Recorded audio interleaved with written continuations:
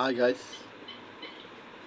আজকে আপনাদেরকে আমি নতুন একটা ব্লগ আমাদের দেশের গাছের বিলম্বু হয়তো আপনারা অনেকে চেনেন না, আর আমাদের ওই দিকের লোকেরা সবাই চেনে এটাকে বিলম্বু বলে।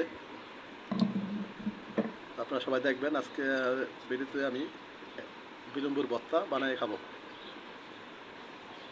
সবাই দেখবেন এবং সাথে থাকবেন, শেয়ার করে দিবেন। এখন আমি লবণ দিব, আর এটা অনেক টক বিলম্বু।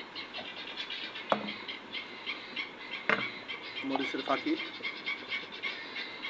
অ্যাড করবো, মরিচের ফাঁকি।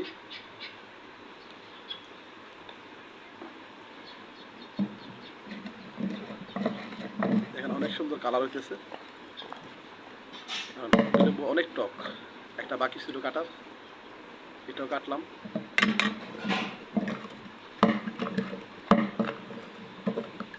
অনেক সুন্দর কালার হয়েছে, খাইতে খুব টেস্ট।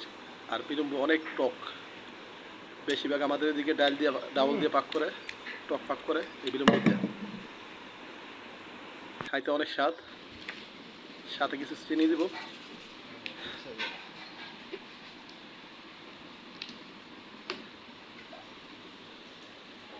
সাথে একটু চিনি অ্যাড করবো।